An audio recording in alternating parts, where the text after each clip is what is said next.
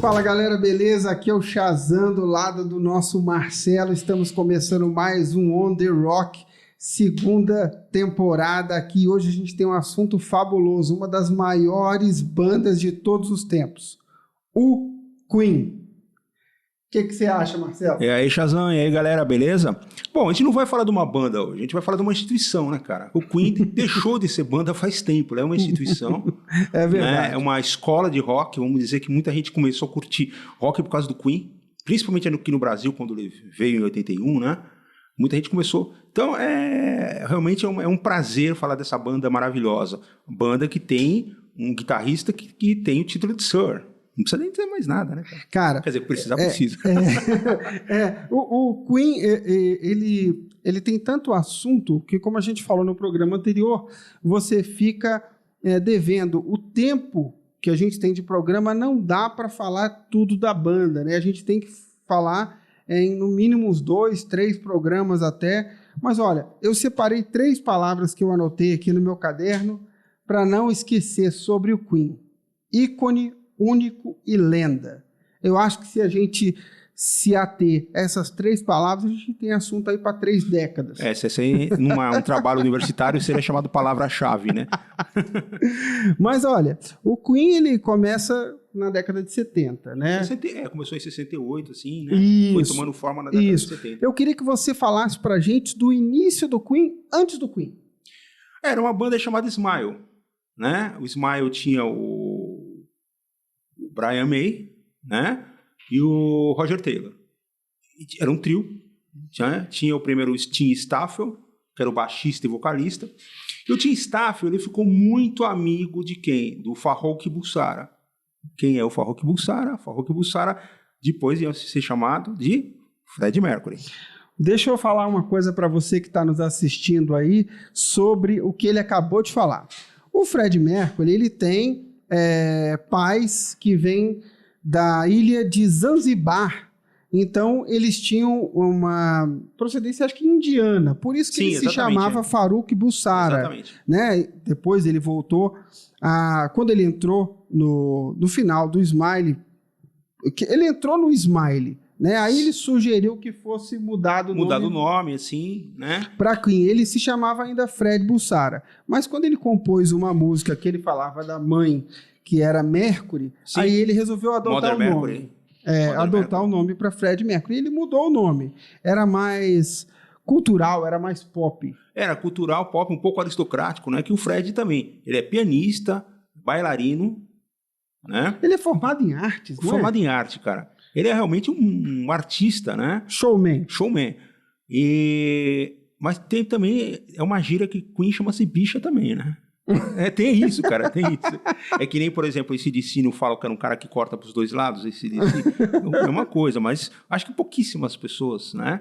A gente não podia deixar de mencionar esse assunto horrendo, né? Que é sempre bom de colocar as horrendices assim. Né? Na verdade, o Freddie Mercury é um ícone da cultura pop, se transformou um ícone da cultura LGBT também da época, né? Mas ele não se achava uma pessoa homossexual, ele dizia que ele era bissexual. E, na verdade, o grande amor da vida dele foi Mary Austin. Que ele até compôs um dos grandes sucessos do Queen. E inclusive a Mary Austin, ele namorou mesmo depois que ele acabou o relacionamento com a Mary e tal, ele tinha um namorado, ele namorou uma atriz. É mesmo? Ele sempre foi bissexual mesmo.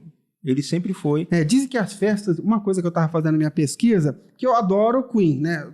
Eu sou da década de 80, então se você começar ali de 80 a pegar o Queen, você pega aqueles shows megalomaníacos. Diz que as festas dele era loucura. As maiores festas do mundo do rock era do Freddie Mercury. Não, ele abusava, né? Tanto que ele usava muita cocaína, muito álcool e tal, né?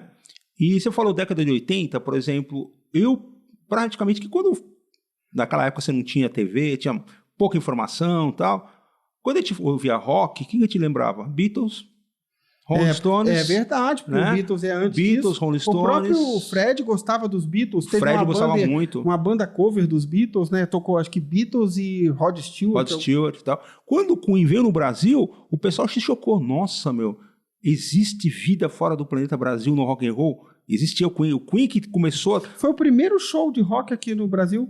O primeiro show grande, né? Foi no estádio do Morumbi. Depois, em 83, foi o Kiss, né? Então, o Queen, que foi o desbravador, começou a trazer vários... começou a fazer o pessoal realmente se interessar por rock. Diz que os shows do Fred Mercury, até se você vê gravações hoje em dia, ele dominava muito bem o palco, o público. Sim, ele levantava ele tinha um carisma, mão, assim. Levantava uma mão, o público ia lá, levantava a mão. Ele fazia um gesto, o público fazia outro gesto. Vamos dizer que nem uma vez que eu vi uma foto do Stones, né? Do Mick Jagger, estava assim, no Milagre do Rock. Jagger, quase 50, se confunde com o seu público de quase 20. E o Fred Mercury tinha isso também, né? Ele se comunicava muito bem com o público. Parece que ele estava conversando com o cara do público, né? Você vê que no palco deles ele tem, parece que algumas ruas, avenidas que ele corre, vai para cá. Então é um cara que está em constante interação com o palco. Diz que se você estivesse num cantinho, parecia que ele estivesse falando para você. Sim, assim. Exatamente. Uma das coisas interessantes de falar sobre o Queen, a gente tem muita informação, Nossa, difícil de seguir uma linha, mas para quem está nos assistindo aí, se você for fã do Queen, nos perdoe, às vezes a gente deixou de citar alguma coisa, tentaremos no próximo programa. O que eu queria falar é que no festival Live Aid, que ocorreu em 2 cidades simultâneas, Londres e Filadélfia, foi assim, na minha opinião, o que explodiu o Queen para uma banda de rock muito grande para algo estrondoso, para algo assim universal, né? Você vê que em 20 minutos, que era o tempo que eles tinham para tocar, dizem até os especialistas que são os 20 minutos mais bem tocados de rock and roll da história. Na realidade foi 18 minutos. Foi 18 minutos? É uma loucura, né? Tem até um produtor que disse que é o seguinte, o Queen roubou o festival, que era para arrecadar fundos donativos Sim. em prol da Etiópia, se eu não me engano. Sim, exatamente. O Queen fez desse festival Live Aid o show do Queen. E foi, vamos dizer assim, o ressurgimento do Queen. Por que eu vou falar ressurgimento? Porque o Queen tocou na África do Sul, né? Durante o Apartheid. E isso aí queimou totalmente o filme do Queen. Então, o Queen, a crítica, público, muita gente já começou a ver o Queen com outros olhos, tipo o Kiss. O Kiss é uma banda de mercenários, tocam bem, tocam. Todo mundo sabe que o Gene Simon é um dos maiores mercenários do rock, né? O cara adora grana e tal. E o Queen começou a pegar essa... Quando eles tocaram, fizeram esse show maravilhoso e doaram todo o cachê deles, né? Todo o cachê, tudo eles falaram assim, tudo em prol do Live Aid. Acho que nem tiveram cachê, eu acho, na realidade. Mas eles começaram a fazer doações pro Live Aid e tal. Os números do Queen mostram que eles são a maior banda de rock da época do planeta, né? 150 milhões de discos vendidos. Eu poderia falar aqui de todos os salvos possíveis, das parcerias... de tudo do Queen, mas é tanta coisa, tanta informação que você fica até perdido. Eu acho que o Queen, quando você começa na banda, que você tem... O primeiro disco deles não foi um sucesso. Sim.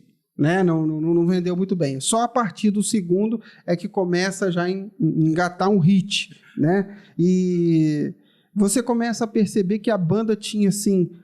tanta carga emotiva ali, como você falou do baixista, do guitarrista, eles tinham gente muito boa para fazer um som muito bom. Sim, claro. Né? Me fala sobre o guitarrista que você estava falando. O Brian May, muita gente fala assim do Fred Mercury, que é um fenômeno, né? Mas o Brian May, aquele timbre de guitarra dele, ninguém consegue fazer. Porque essa guitarra dele é uma Head Special, uma guitarra que ele fez, né? E eles conseguem um timbre assim fora de série. Ele é um super guitarrista. Né? Ele parece que tem PhD em astrofísica. Sim, ainda lançou um livro. Ele é doutor em astrofísica. Em 1974, ele começou a fazer o seu doutorado. Né? Em 1984, em 74 ele começou. Aí ele chegou, não conseguiu por causa da carreira do Queen, depois ele voltou e fez o doutorado em astrofísica. Né? Vamos dizer assim que a própria banda, por exemplo, não sei em que, mas o John Deacon, baixista, também fazia mestrado. Teve que deixar por causa do Queen. Né? O Roger Taylor ele fazia odontologia, depois ele foi fazer biologia. sempre na área da saúde. Ou seja, eram pessoas assim com uma capacidade intelectual muito avançada. Muito né? avançada. Inclusive, o Queen teve uma coisa. Quando surgiu, eles são ingleses, né? E o movimento punk surgiu muito forte na Inglaterra. A crítica parece que, quando surgiu o movimento punk, parece que a crítica especializada começou a detonar. Parece que não existia rock antes. Parece que o punk criou o rock. Por que eu estou falando isso? Porque o Led Zeppelin e o Pink Floyd começaram a ser detonados. Né? Aqui no Brasil também você tinha o Ezequiel Neves, que ele se falava que ele era o Zeca Jagger, e depois surgiu o punk, ele falou que era o Zeca Rotten, né? E o Queen também começou a ser criticado, mas eles não tinham tanta força para criticar o Queen. Detalhe, eles estavam numa gravação, estavam gravando num estúdio eles estavam gravando, e no outro estúdio estavam os Sex Pistols gravando Nevermind the Bollocks. Inclusive, quase que o Freddie Mercury e o Sid Vicious saíram na mão. Ô, louco, isso eu nem sabia. Exatamente. Só que o John Lydon, o Johnny Rotten, já conversava com o Mick Jagger sobre música.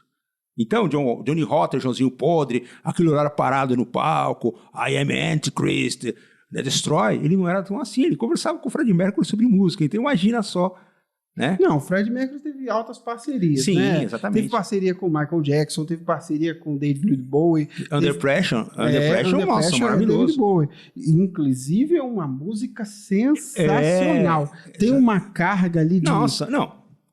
Olha os caras que eram. Não dava pra sair coisa ruim. Não dava pra sair coisa ruim. Inclusive, o próprio Paul Rodgers, que vai depois, futuramente, a gente vai falar no outro programa, né? Do Queen mais Paul Rodgers. O Freddie Mercury era fã do Paul Rodgers. Que louco. Ele era fã do Paul Rodgers. Né? Ele era um cara, assim, fantástico. Não tinha o que falar dele, né? Agora tem uma coisa interessante, vamos voltar às bizarrices, né?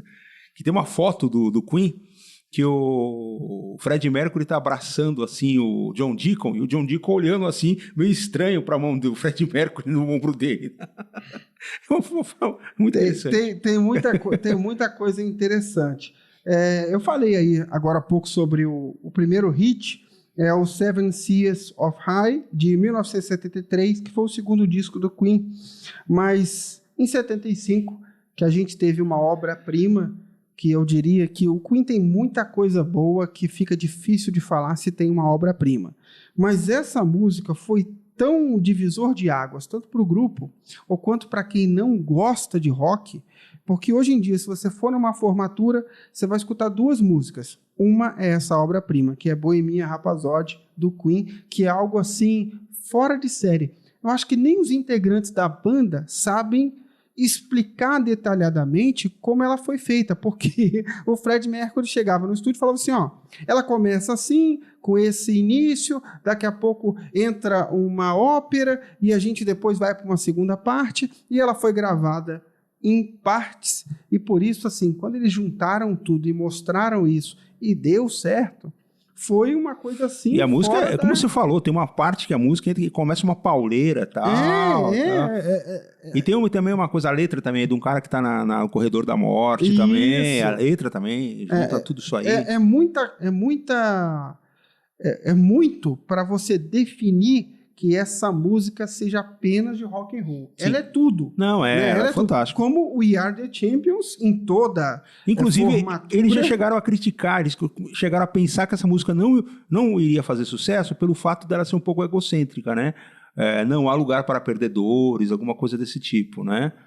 Então eles acharam que essa música não iria fazer sucesso. Pelo contrário, como você falou, formatura, jogo de futebol, quando um time é campeão, We Are the Champions, né?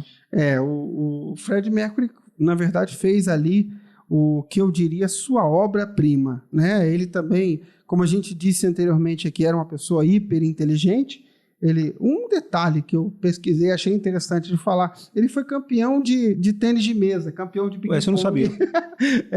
Ele era cheio de talentos, né? Formado em artes, foi ele que criou o logo do Queen. Que inclusive tem o signo, se você perceber bem, o signo do zodíaco dos 4 no logo do Queen. Mas é incrível, né? O tamanho de criatividade. Inclusive, ele tinha, parece que, um auxiliar ao longo das viagens com uma folha e uma caneta na mão para aproveitar qualquer coisa, qualquer momento criativo ali que ele pudesse desenvolver para poder fazer uma canção. Quando o cara é um gênio, né? Quando o cara é um gênio, eu só vou sair um pouquinho do Queen, mas mostrar que genialidade é uma coisa... Aquela música do Rush YYZ foi feita baseado no código Morse do aeroporto de Toronto. Muito louco, né? Então, os caras veem música em qualquer coisa. Se você estiver batucando aqui, pode ser que esses caras cheguem e vejam esse batuque que você faz aqui, ele já tira uma música. Esses caras, acho que a mente deles é musical. Então, o Freddie Mercury tinha esse dom de transformar um batuquinho aqui, né? Agora, um outro cara que eu também gosto muito do Queen, né? Que é o Roger Taylor. Que o Roger Taylor, o que foi? Ele é um cara que ele bebeu muito na fonte do Kate Moon, do The Who. Né? Ele bebeu muito na fonte do Kate Moon, enquanto o Brian May bebia muito na fonte do Jimi Hendrix, né? O próprio Freddie Mercury era fã do Hendrix. Era fã do Hendrix. E o que é um baixista bom pra caramba, o John Deacon, que é muito tímido, né? Inclusive o motivo que o John Deacon foi chamado por Queen era justamente isso, um cara tímido. Né, que teve o Barry Mitchell, que ele vivia quebrando o pau, tinha 17 anos. Imagina o cara, 17 anos, entra nessa banda, ele já quebrava o pau com o Freddie Mercury. Aliás, a banda era um constante quebra-pau, porque o Brian May e o Roger Taylor viviam quebrando o pau também, sabe? Era um constante quebra-pau. Mas o John Deacon, a principal influência dele é o Chris Square do Yes, que é um dos baixistas fora de séries também. Ou seja, os caras eram completos, né, cara? Fica difícil. Eu separei algumas músicas, alguns sucessos do Queen. Se você ouviu pouco falar da banda, ou ouviu mais as músicas e não conhece a banda, vale a pena você escutar outros grandes sucessos. Eu diria que o Queen é atemporal, que é uma banda claro. Que vem... Você pode até gostar de uma banda que... de um período, e ela parou, morreu ou não seguiu, mas as músicas deles continuam tocando. Eu gostaria de começar com o primeiro que eu falei, Bohemian Rhapsody, depois We Will Rock You, I Want to Break Free, Don't Stop Me Now, Love of My Life, We Are the Champions, Somebody to Love, Radio Gaga, The Show Must Be Go On, Under Pressure, que a gente falou Sim. com David Bowie, Killer Queen, Who Wants to Live Forever, que foi inclusive no filme Highlander, que ela fez muito barulho na mídia, na indústria cinematográfica. Inclusive, no filme não tem só essa música, acho que tem umas 6 músicas do Queen, mas essa é a que mais marca. Who Wants to Live Forever, né? E I Kind of Magic e I Was Born to Love to You. E tem Another Bust Dust. Também. Que essa música é um funk, né? Que foi criada do Hot Space, que é um disco que foi criticado pra caramba, né? Que eles lançaram esse disco, acho que foi em 82, 83, foi muito criticado, mas é um funkão, né? Principalmente o baixo do John Deacon se destaca, e também a guitarra, uma guitarra totalmente funk do Freddie Mercury, um negócio assim muito legal, né? E tem também, nesse visual, o Freddie Mercury, ele tá bem gay. Vamos falar assim mesmo. Que ele tá com uma roupinha, inclusive... Você tá falando do clipe, no caso? Do clipe que eles se vestem de mulheres? Não, esse aí é o I Want to Break Free. Isso. Agora eu tô falando essa Another, que é um título até chato. Depois, pessoal, eu vou pegar depois essa música, Another But Dust. Depois a gente coloca o nome. Que aí ele faz um... Ele tá com uma roupinha bem GLS mesmo, né? Você sabe que... Deixa eu só te interromper um minuto. O primeiro clipe da história, que foi clipe mesmo e não foi a banda tocando, é do Queen. Do Queen. Mas, esse, por exemplo, o Mac chegou uma época que ele começou a usar roupas de couro e tal, ele começou a ir mais para um visual mais gay, e a banda também acabou não gostando muito, né? Esse que eles parecem vestidos de mulher é a Want to Be Free, que é a música do John Deacon. O John Deacon que compõe essa música. Mas era uma sátira. Foi uma sátira. Esse, na verdade, o pessoal até acho que tomou partido, né, mas eles mesmos falavam que o objetivo não era inicialmente que fosse atingir o público homossexual. Tem até uma entrevista polêmica dele aqui no Brasil, que agora a Maria faz essa pergunta, e ele categoricamente, o Freddie Mercury fala assim, não é para eles. Não é pra eles. Essa não era a ideia. O Stones também já tem uma foto que eles se vestiram de mulher também, o Rolling Stones, na década de 60. Então, não tinha Foi uma sátira mesmo, né? Agora, tem uma música também, Radio Gaga. Radio Gaga, muita gente não gostou. Embora foi um sucesso, mas os roqueiros mais radicais, por causa que as guitarras estavam diferentes. Né? Praticamente. E tinha uma briga também, porque o Queen também às vezes usou muito sintetizador também. Cara, mas essa música é incrível. Qual? Show. Radio Gaga? É impressionante. O público interage, gosta, curte. É algo assim que realmente é difícil. A música do Queen é bem sentimental. Você pode estar num dia péssimo. Escuta a Queen, vê se você não melhora. Pelo menos durante a música. Ela tá tocando, você dá uma animadinha. Love of My Life. Nossa. Aquela Don't Stop Me Now também. Não, mas essa Love of My Life é incrível. É um hino, né? É um hino. Amo minha vida porque minha vida é você, meu. Incrível. Isso aí, quantas mulheres a gente já chegou e falou lá? Essa música é boa. Eu vou, inclusive, chegar em casa e dar para minha esposa para ela poder ouvir. E é dedicada a Mary Austin, né? Que era o amor da vida do Fred. Inclusive... Como é que chama aquela... que você citou por último... I Was Born to Love You. Parece que também para Mary Austin, né? A Mary Austin, ela ficou até o final da vida com amiga do Fred Mercury. Sim, eles eram muito amigos, inclusive. Ele disse que ele se sentia casado com ela, ainda amando, e ele deixou a mansão dela, inclusive as cinzas foram entregues a ela. Ela disse que ninguém sabe onde foi antes, onde não foi ter essa peregrinação, né? Onde ela colocou, só parece que os membros da banda também sabem onde está lá. Sim. Mas realmente ele gostava muito dela. O casamento só terminou pelo fato da bissexualidade dele, que ele estava tendo um caso com o produtor. Que ele falou, meu amor, acho que eu sou bissexual. Ela, não, meu amor, você é gay. Ela falou isso. É verdade. Não, mas o negócio, você vê que de repente, vamos até entrar em outros parâmetros, mas você vê que é um amor diferente, né? Que ela tinha, acho que de repente, um amor de irmão para ele. Ela tinha um amor de marido, namorado, e depois tinha um amor de irmão, né? Que ela acompanhou ele a vida inteira, tá? Uma coisa até legal com isso, uma coisa bem... eu gostaria de, no outro programa, abordar um pouco essa segunda metade da carreira do Queen, que seria a década de 80 até o início de 90, quando... Rock in Rio, inclusive, que eles tocaram no Rock in Rio. Nossa, aquilo foi incrível. Eu gostaria de detalhar um pouco mais sobre isso. Falar um pouco também de um disco deles muito bem, o Live Killers também, que é um disco muito bom deles. Sim. Eu gostaria de agradecer a todos acompanhando a gente aqui no programa. Marcelo, se você tiver mais alguma informação para dar nisso, não queria encerrar o assunto. Falar um pouquinho também da trilha sonora do Flash Gordon. Sim, a gente não falou, isso ficou realmente... Trilha sonora do Flash Gordon. Que inclusive foi do Queen. Sim, né? Exatamente. O filme eu nem curti. Eu também, mas só a música Flash... mas a música é massa. A música é maravilhosa. Inclusive, para quem é nerd, para quem é da cultura pop, você é obrigado a assistir Flash Gordon. Legal. Não, o Flash Gordon, vamos dizer que tinha... O filme foi da década de 80, só que é o seguinte, essa história em quadrinhos é muito anterior. Muito, né? muito anterior e vale a pena. Você sabe que na minha loja não tem nada do Flash Gordon, cara? Agora que você... Se tiver, guarda pra mim, porque eu gosto de quadrinhos antigos. Se eu tiver, eu não vou guardar pra você, eu vou guardar pra mim. Duas, vai, umas. Bom...